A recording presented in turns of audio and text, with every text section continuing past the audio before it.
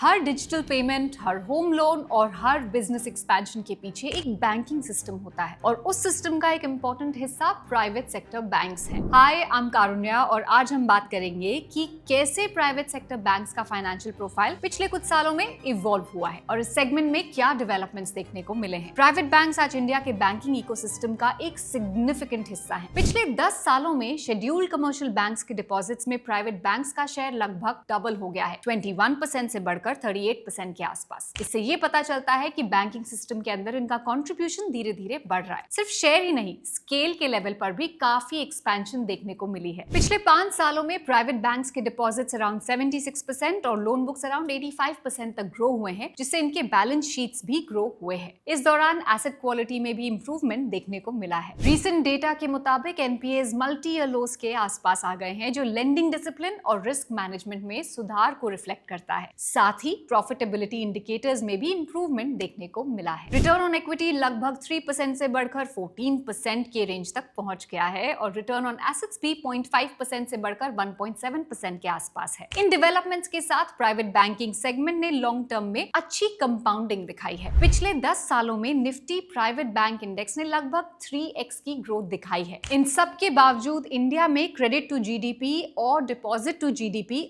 अभी भी global peers के कंपैरिजन में काफी कम है, जो आगे बैंकिंग एक्टिविटी के एक्सपेंशन के हेडरूम को इंडिकेट करता है। इन डेवलपमेंट्स को ट्रैक करता है निफ्टी प्राइवेट बैंक इंडेक्स। ये index listed private sector banks को ट्रैक करता है, जो इंडिया के प्राइवेट बैंकिंग इकोसिस्टम को रिप्रेजेंट करते हैं। Index free float market cap methodology पर बेस्ड है, जहां किसी भी एक स्टॉक का वेट 23% से ज्यादा नहीं होता और टॉप 3 स्टॉक्स का कंबाइंड वेट 62% तक कैप्ड होता है। इंडेक्स में सिर्फ प्राइवेट सेक्टर बैंक्स शामिल है, जहां 50% या उससे ज्यादा गवर्नमेंट ओनरशिप वाले बैंक्स एक्सक्लूड की जाती हैं। परफॉर्मेंस की बात करें तो इस इंडेक्स ने पिछले 10 सालों में काफी इयर्स में ब्रॉड बेस्ड इंडिसेस के कंपैरिजन में रिलेटिवली बेटर रिटर्न्स दिए हैं। साथ ही करंट वैल्यूएशन लेवल्स अपने हिस्टोरिकल एवरेजेस के कंपैरिजन में मॉडरेट रेंज में दिखाई देते हैं। जैसे जैसे इकोनॉमिक एक्टिविटी बढ़ती है, वैसे वैसे लेंडिंग और बैंकिंग सर्विसेज की जरूरत भी बढ़ती रहती है और प्राइवेट बैंक्स इस इकोसिस्टम का एक इंपॉर्टेंट हिस्सा बनते जा रहे हैं। अगर आप इंडिया के प्राइवेट बैंकिंग सेगमेंट को एक्सप्लोर करना चाहते हैं तो ग्रो म्यूचुअल फंड ने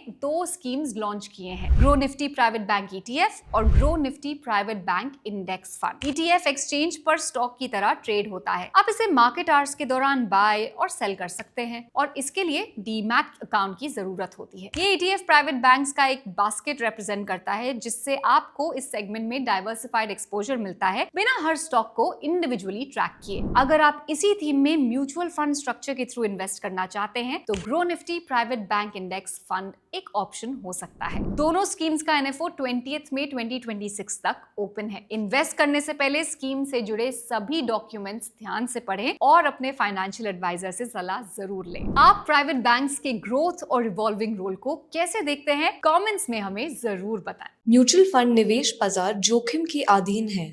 योजना संबंधी सभी दस्तावेजों को ध्यान से पढ़ें। Mutual fund investments are subject to market risks. Read all scheme related documents carefully.